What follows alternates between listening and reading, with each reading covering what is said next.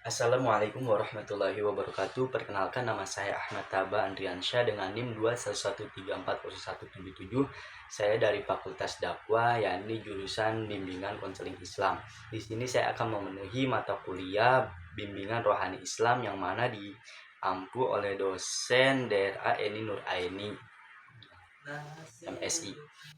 Ya, untuk mempersingkat waktu, saya akan menjawab pertanyaan-pertanyaan yang telah diberikan oleh Ibu dosen. Bismillahirrahmanirrahim. Pertanyaan pertamanya, sebagai calon bimbingan rohani Islam, langkah apa yang harus dilakukan terhadap klien gitu. Dan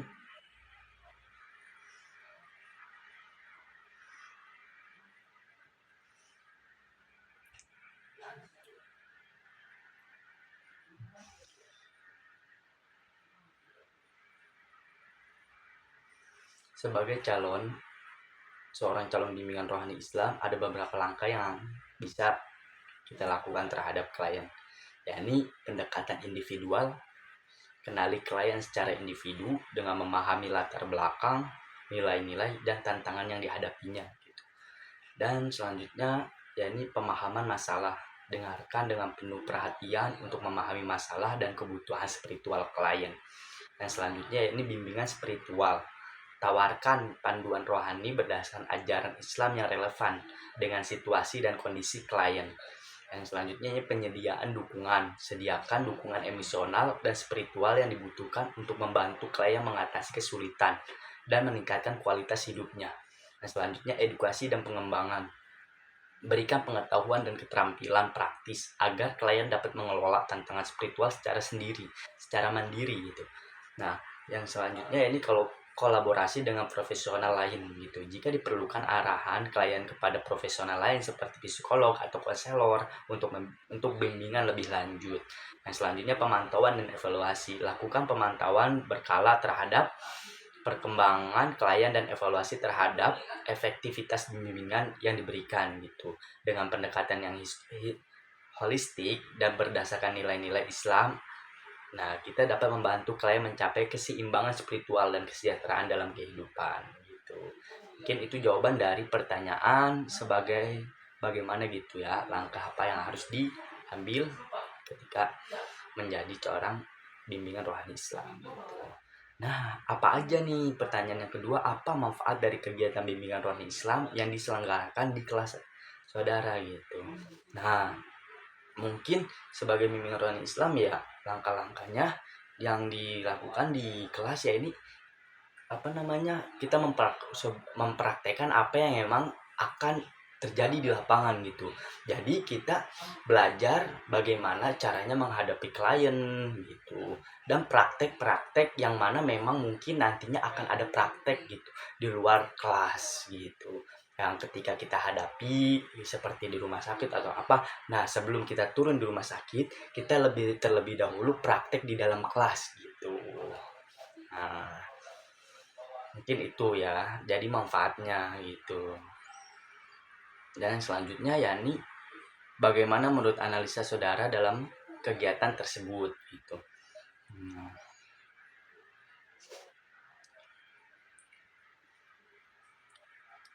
Dan dalam menganalisa mengenai kegiatan bimbingan rohani Islam, beberapa poin penting yang dapat disoroti meliputi yakni tujuan utama gitu.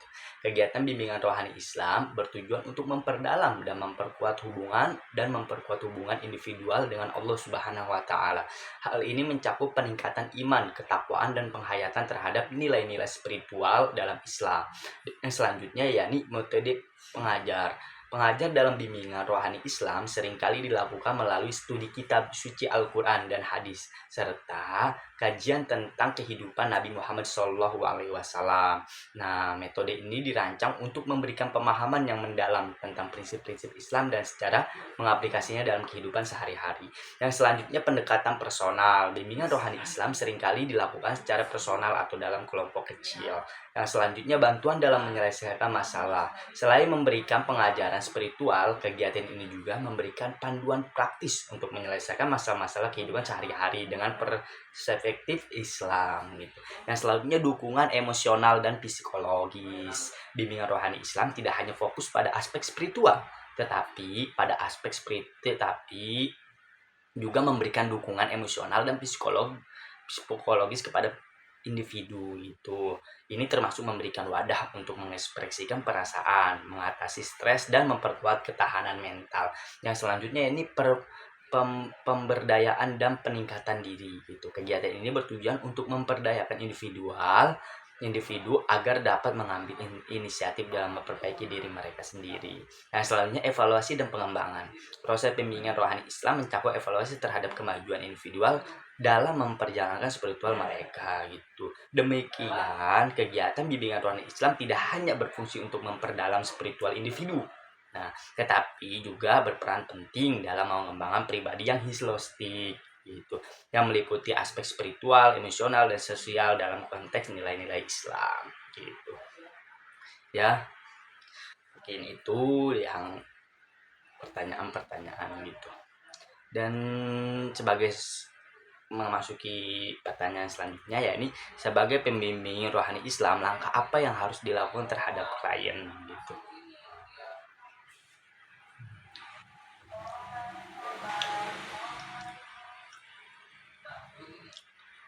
Nah, sebagai pembimbing rohani Islam, langkah yang meliputi pendekatan personal, yakni mendengarkan dengan empati gitu. Bimbingan mendengarkan empati. Nah, sebagai pembimbing rohani Islam, langkah-langkah yang perlu dilalui meliputi yakni pendekatan personal, mendengarkan dengan empati. Nah, bimbingan rohani Islam, doa dan zikir, pemecahan masalah, penyuluhan dan pendidikan, bimbingan dalam kehidupan sehari-hari, penguatan spiritual, konseling dan dukungan emosional, dan evaluasi dan pemantauan. Dengan melakukan langkah-langkah ini, Anda dapat membantu klien untuk mengembangkan dan memperkuat aspek spiritual dalam kehidupan sesuai dengan prinsip-prinsip Islam. Jadi begitu. Nah, apa manfaat kegiatan rohani Islam yang saudari pahami? Jadi, apa yang telah diajarkan di dalam kelas oleh dosen kita, nah, jadi Bu Eni, itu memberikan sebuah gambaran gitu untuk kita terjun ketika kita nanti menghadapi sebuah masalah seperti di rumah sakit atau apa, diminta untuk menjadi sebuah menjadi sebuah pembimbing gitu. Maka dari itu banyak alhamdulillah yang dapat dipahami ketika di dalam kelas gitu ya. Syukur alhamdulillah gitu. Dan itu pun semua mencakup apa yang akan nanti kita terjun di lapangan nanti itu, seperti materi-materinya, praktek-prakteknya gitu telah dipraktekkan dan telah diberitahu oleh dosen kami, yaitu Bu Eni, di dalam kelas gitu. Nah, bagaimana menurut Andre saudara dalam kegiatan tersebut? Dalam kegiatan tersebut, alhamdulillah gitu, kalau menurut kita gitu ya, itu sangat baik dan bagus gitu dalam mempraktekkan. Sebelum kita terjun di lapangan, kita praktek dulu di dalam kelas gitu. Mungkin itu lebih baik ya, karena nantinya kita tahu nih langkah-langkah apa saja yang akan memang dijalankan gitu. Jadi langkah yang akan dilalui ya ini seperti apa dulu, karena kita sebelumnya telah praktek, telah tahu materinya di dalam kelas, jadi kita tahu ketika nanti kita terjun langsung di lapangannya gitu ya. Dan memasuki pertanyaan selanjutnya, sebutkan ciri-ciri masa dewasa awal dan tugas pengembangannya gitu ya. Nah, jadi dewasa awal adalah perihal dari masa remaja yang ditandai dengan pencarian identitas diri.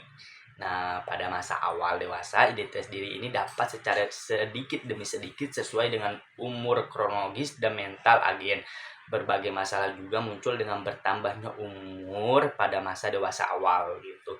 Dewasa awal adalah masa peralihan dari ketergantungan ke masa mandiri gitu. Baik dari segi ekonomi, kebebasan, menentukan diri sendiri, dan pandangan tentang masa depan sesuai realistis gitu. Dan ciri-ciri dewasa awal, yakni masa dewasa dini sebagai masa pengaturan yang pertama. Yang kedua, masa dewasa dini sebagai usia produktif. Yang ketiga, sebagai masa bermasalah. Yang keempat, yakni selanjutnya di dewasa dini sebagai masalah ketegangan emosional, yang selanjutnya sebagai masa trusting sosial, yang selanjutnya sebagai masa komitmen, yang selanjutnya ini sering merupakan masa ketergantungan, yang selanjutnya sebagai masa perubahan nilai, yang selanjutnya masa penyesuaian diri dengan cara hidup baru, dan yang selanjutnya sebagai masa kreatif. Nah, jadi seperti itu.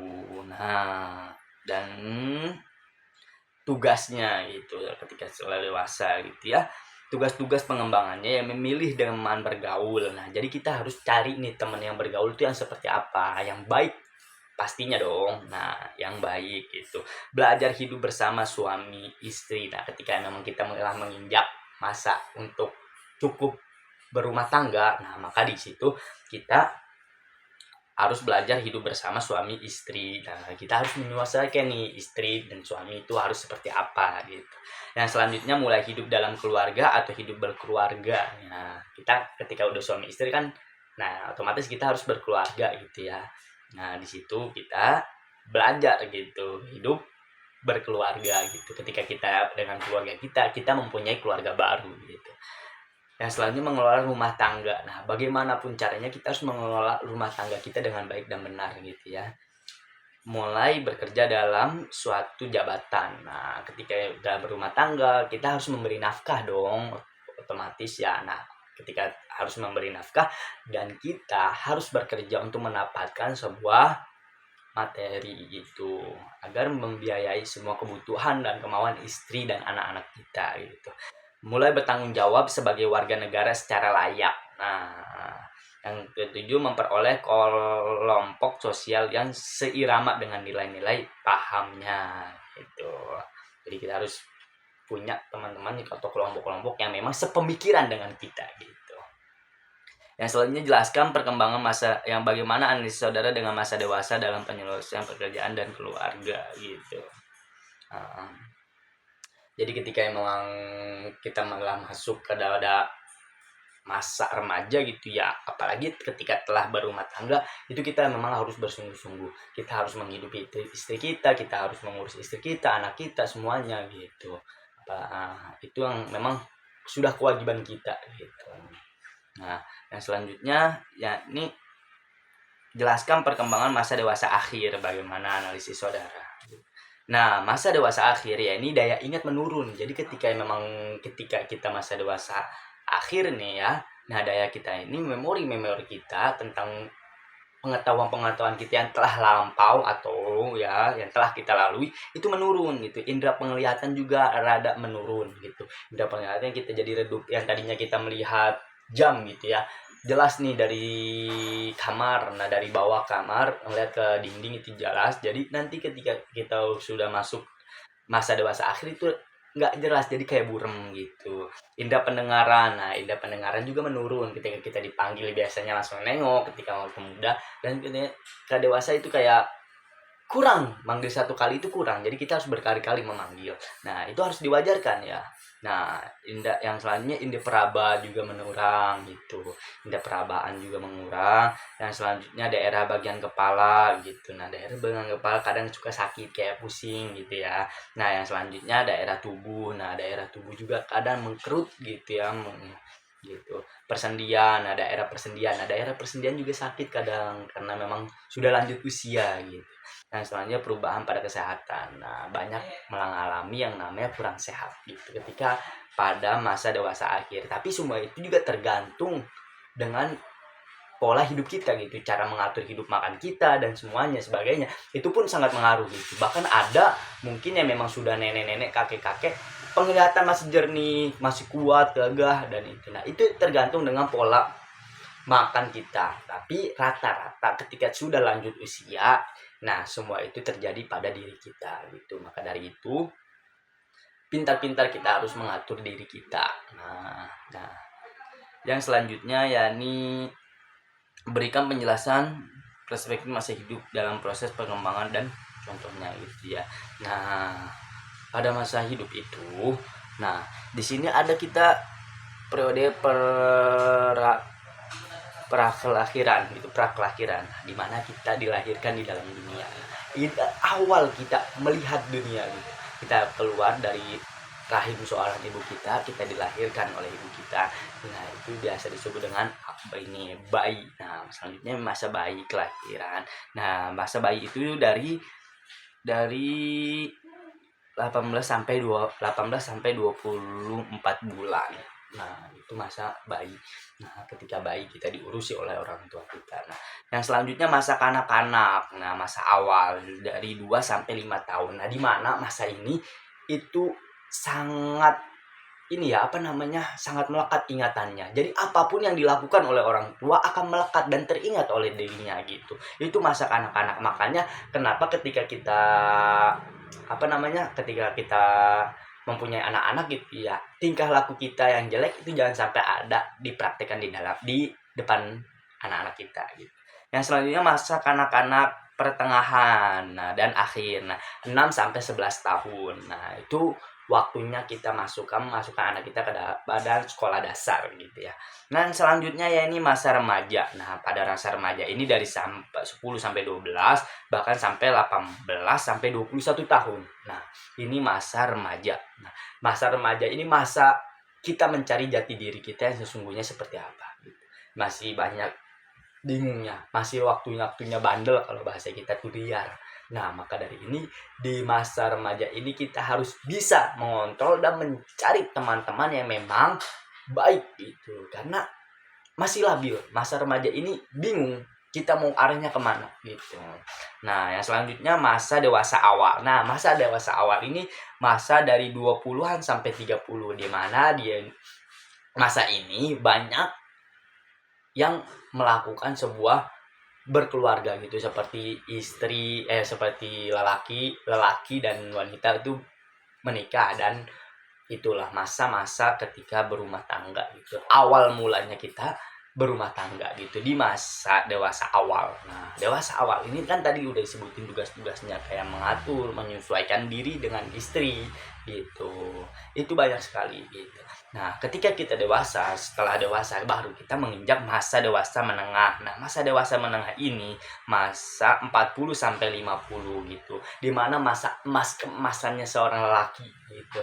Nah, di masa-masa ini nih, masa dewasa menengah. Nah, di sini. Makanya ada yang bilang mungkin mau lihat jadi enggaknya seorang lelaki itu di umur 30 sampai 40 tahun gitu. Ketika memang di umur itu, itulah matang-matangnya seorang lelaki gitu. Nah, ketika udah itu baru masa dewasa akhir, di mana masa ini ada 60-an sampai 70 hingga kematian gitu. Nah, di masa dewasa akhir ini kita telah mengalami yang tadi disebutkan oleh saya, yakni pendengaran menurun, penciuman menurun, perabaan menurun, mungkin ingatan, bahkan badan juga ngerasa sakit-sakit dan tidak enak lagi. Nah, dimana kita kembali lagi kepada awal, yakni seperti bayi kadang diceboki, diurusi oleh anak-anak kita. Nah, maka dari itu saran untuk menjaga pola makan, agar dimana ketika kita menjaga pola makan di umur segitu ada yang memang mungkin masih kuat gitu, jadi penglihatan masih jelas, kekuatan yang tadinya memang kita kuat gitu, ketika di masa dewasa akhir itu udah nggak kuat. Tapi ketika kita menjaga pola makan dan selalu hidup sehat, itu akan masih kuat gitu ketika memang menginjak masa dewasa akhir gitu. Mungkin itu ya. Nah, selanjutnya, nah ini mungkin ini, oh udah ya, mungkin itu masa dewasa hidup. Nah, maka dari itu ketika kita menginjak masa-masa seperti ini, nah diharapkan untuk menjadi mengatur pola hidup kita. Nah, mungkin cukup sekian dari saya. Kurang lebihnya mohon maaf bila ada kata-kata yang salah, itu datangnya dari saya. Tapi bila ada kata-kata yang benar, alhamdulillah, dan bisa diambil baiknya gitu. Mungkin cukup sekian tugas saya memenuhi mata kuliah bimbingan rohani Islam gitu. Mungkin ini jawaban saya, kurang memuaskan atau tidak memuaskannya mohon dimaafkan karena saya pun masih belajar. Mungkin cukup sekian. Billahi taufiq walhidayah. Wassalamualaikum warahmatullahi wabarakatuh.